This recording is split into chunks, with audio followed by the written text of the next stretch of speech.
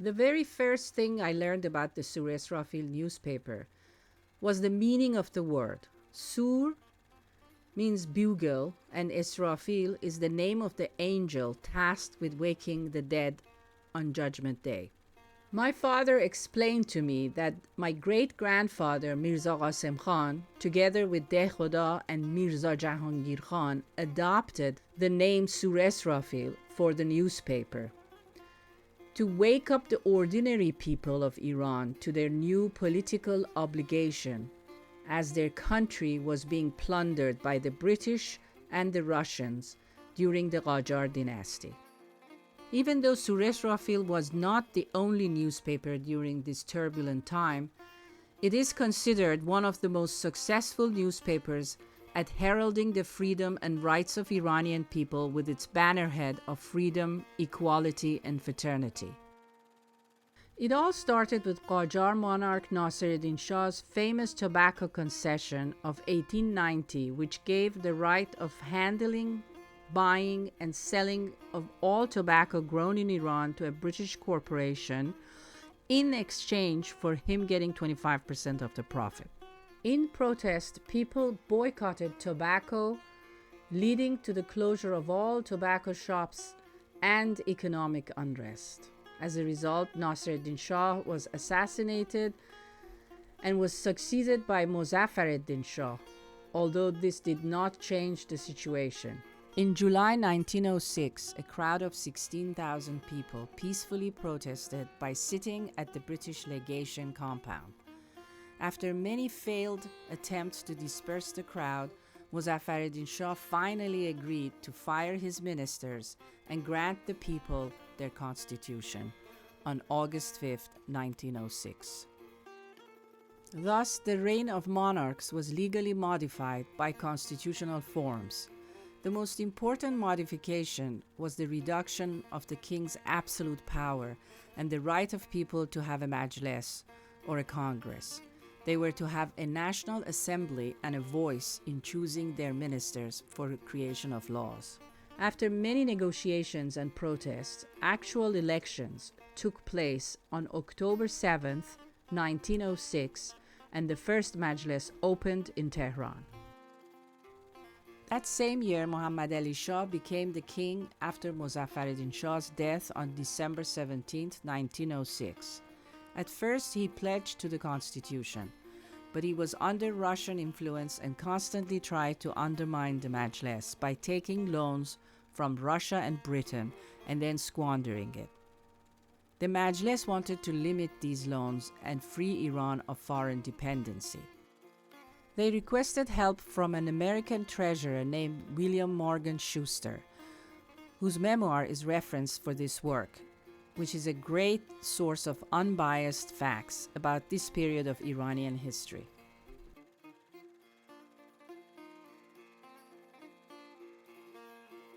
On the front page of the first issue of the Souresrafil newspaper, they wrote, "We hope to serve our country and government and pay tribute to our ancestors.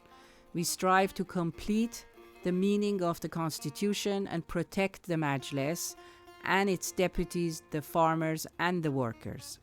And we'll not stop this holy mission until our last breath. We will not be intimidated by fear of death because we do not value life without freedom, equality, and fraternity." What made the Souresrafil newspaper particularly successful and unique was the fact that they were strategic and intentional in helping with strengthening the constitutional government.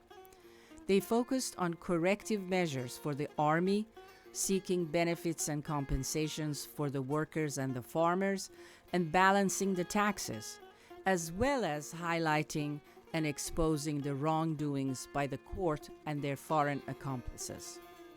In simple satires titled Charand o Parand, De Khoda referenced political issues in simple and persuasive articles using local folk stories.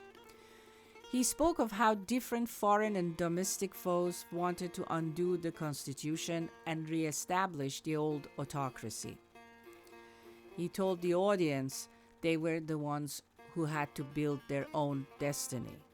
He encouraged ordinary people to accept their constitutional responsibility, steering them away from unfounded fears, superstitions, and archaic thinking. In the editorial headline of the fourth issue, under the title New Appearance, the three editors exposed the enemies of the people with unrelenting criticism. Issues 12, 13, and 14 increased the criticism so much that their articles were discussed in the Majlis and the newspaper was banned. De Khoda was even indicted but found not guilty, and the newspaper resumed again. On a few occasions, the newspaper's targets, such as the ruler of Gilan, tried to kill them, and even Muhammad Ali Shah tried to bribe them by sending them money, but they gave the money back. It is estimated that at some point 24,000 copies of the newspaper were printed every week, and sometimes they had to go to a second printing. It was believed that reading the paper was a good deed, a sawab, and a necessity.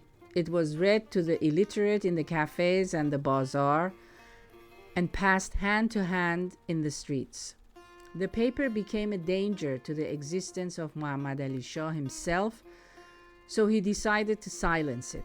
He asked that the editors be pursued and arrested. De Khoda escaped running from house to house, but Mirza Ghasem Khan was arrested.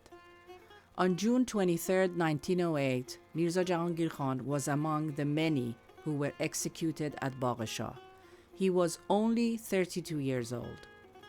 A few days before his death, he wrote a letter which was published in the paper. He wrote, "If I get killed and you hear of my death, don't despair, don't fear, because this was the glory I left for you and your children in pursuit of freedom for Iran."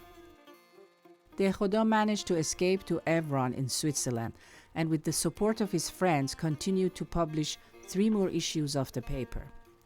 Later, he established another newspaper called Soroush with a total of 15 issues. When he returned to Iran, he was elected to Majlis, and later on, while living among the Baluchi tribe, he started his lifelong work on Lughatname and Amsal o Hikam.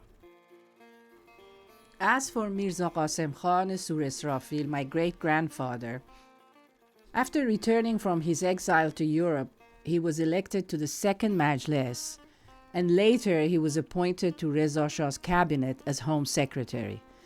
He also held positions as mayor of Tehran and governor of Isfahan. He was a generous man and very beloved by the people.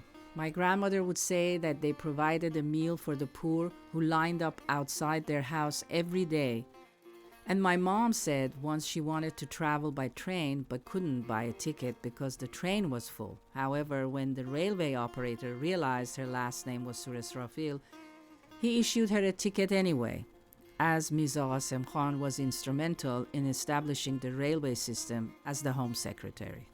I wanted to do this project so my children learn about their family history and understand the sacrifices of our ancestors. When I was young, I could have asked so many more questions about my family's history from my grandmother and my father, but I didn't, and I regret that. We should all preserve our stories. These stories are important because they add up to be our collective history as a people. These 3 idealist young men believed in their constitution and a new modern path for their country. They were willing to fight for their beliefs through the Souresrafil newspaper at a very turbulent yet important moment in Iranian history. This project is only a glimpse at their story and the story of people of Iran, a struggle that continues to this day.